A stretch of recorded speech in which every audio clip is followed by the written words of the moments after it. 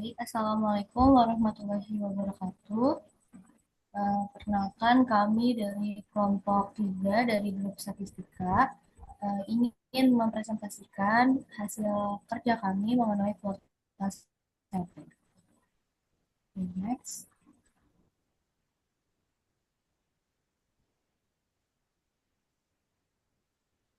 Perkenalkan nama saya Sheila Firly Fadila. Nama saya Muhammad Asyidik Putrawi. Dan nama saya Yezuawan Sundoro. Next.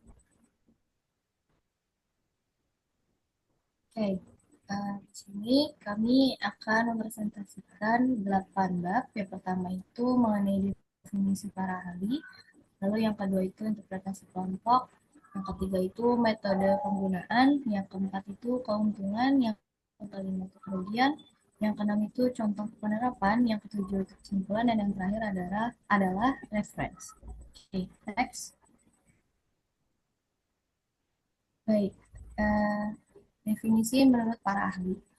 Menurut Sugiono, tahun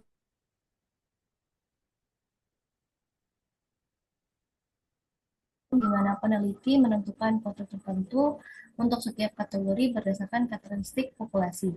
Lalu yang kedua itu adalah menurut Arikunto di tahun 2010, di mana kuota pada sampel itu bertujuan untuk mendapatkan sampel yang representatif dengan cara membagi populasi ke dalam subkelompok dan menentukan jumlah tertentu dari setiap subkelompok. Lalu yang terakhir adalah Neil J. Salkin dalam Encyclopedia of Measurement and Statistics. Quota sampling is a type of survey sampling in which interviewers are directed to gather information from a specified number of members of the population belonging to certain subgroups. Okay, next.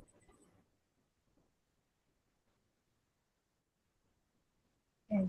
Yang selanjutnya adalah interpretasi kelompok, di mana kuota sampling itu teknik pengambilan sampel dengan bagi populasi jadi kelompok, lalu ambil sesuai kuota, tapi pemilihannya tidak acak atau gacak, jadi hasilnya terbatas untuk generalisasi. Maksudnya adalah, dalam kuota sampling itu, populasi dibagi dulu jadi kelompok, misalnya laki-laki dan perempuan. Dari tiap kelompok itu diambil sejumlah orang sesuai kuota yang ditetapkan. Tapi siapa yang diambil dalam kelompok itu dipilih bebas atau tidak acak, jadi hasilnya bisa bias dan kurang mewakili seluruh populasi. Oke, next. Selanjutnya akan dibacakan oleh teman saya. Selanjutnya di sini ada metode-metode penggunaan. Yang pertama ada identifikasi karakteristik populasi. Untuk metodenya itu menentukan karakteristik utama populasi penelitian untuk mengelompokkan subkelompok seperti usia, jenis kelamin, tingkat pendidikan, lokasi geografis, dan status ekonomi. Lalu yang kedua ada pembagian subkelompok. Di sini bagi populasi menjadi beberapa segmen atau subkelompok yang lebih kecil berdasarkan karakteristik yang telah diidentifikasi.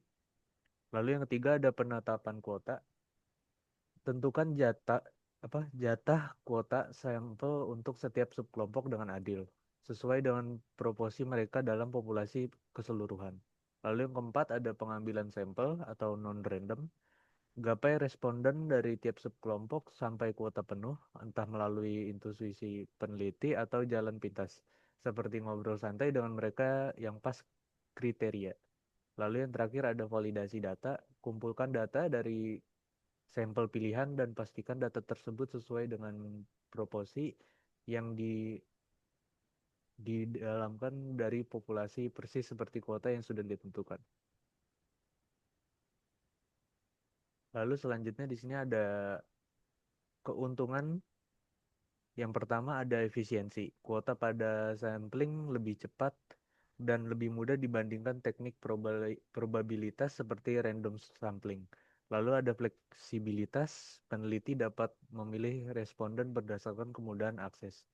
Lalu yang ketiga, yang terakhir ada representasi kategori. Teknik ini memastikan bahwa setiap subkelompok memiliki jumlah sampel yang sesuai dengan proporsi populasi. Lalu selanjutnya di sini ada kekurangan dari kuota sampling. Yang pertama ada bias. Teknik kuota sampling dapat menghasilkan bias karena pemilihan responden tidak sepenuhnya acak dan mempengaruhi representasi populasi.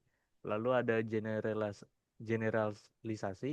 Hasil kuota sampling mungkin tidak dapat digeneralisasi dengan baik untuk populasi keseluruhan jika sampel tidak dipilih hati-hati.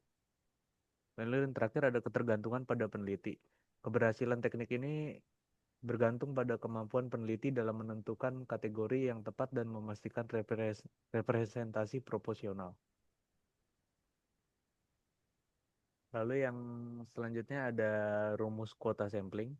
Di sini ada 4 rumus yang simbolnya yang pertama NI, jumlah sampel dalam subkelompok, lalu N besar, I, jumlah populasi dalam subkelompok, lalu N besar saja, yaitu total populasi S, dan N kecil total sampel yang diinginkan.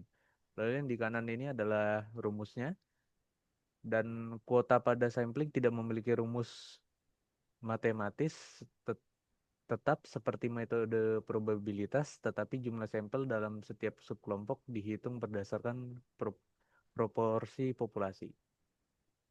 Dan selanjutnya akan dijelaskan oleh teman saya. Selanjutnya kita akan masuk ke dalam contoh penerapan kuota sampling. Di sini ada soal cerita quality control proyek pembangunan gedung. Seorang insinyur quality control QC ditugaskan untuk memeriksa kualitas pemasangan baja tulangan pada sebuah proyek pembangunan gedung apartemen. Total populasi unit balok beton yang sudah selesai dicor di seluruh proyek adalah 1.000 unit.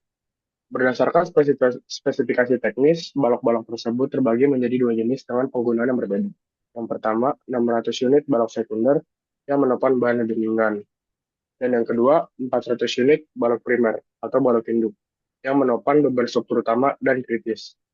Untuk efisiensi waktu dan biaya, tim QC memutuskan untuk melakukan pengujian kekuatan tarik baja tulangan hanya pada sampel representatif sebanyak 100 unit balok.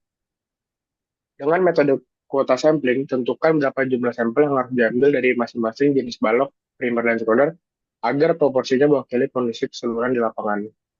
Jadi, untuk kita mencari data yang diinginkan, kita dapat menggunakan penyelesaian berikut. Berikut contoh penyelesaiannya. Yang pertama, kita mencari penyelesaian dari sampel balok sekunder, yang dimana rumusnya jumlah balok sekunder per total populasi balok dikali total sampel, yang memberikan hasil 600 per 1.000 dikali 100, sama dengan 60 unit balok. Lalu yang kedua, sampel balok primer. Menggunakan rumus yang sama, jumlah balok primer per total populasi balok dikali total sampel, yang dimana menjadi 400 per 1.000 dikali 100 sama dengan 40 unit balok. Dengan keterangan, jadi insinyur QC tersebut harus mengambil sampel sebanyak 60 unit balok sekunder dan 40 unit balok primer untuk dilakukan pengujian kualitas. Kesimpulannya, kuota sampling adalah metode pengambilan sampel non-acak yang memastikan keberagaman dalam sampel dengan menetapkan kuota berdasarkan karakteristik tertentu.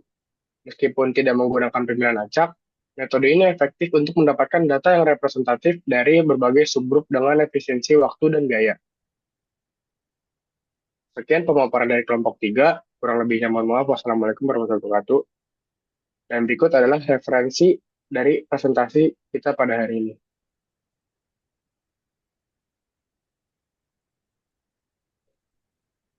Udah.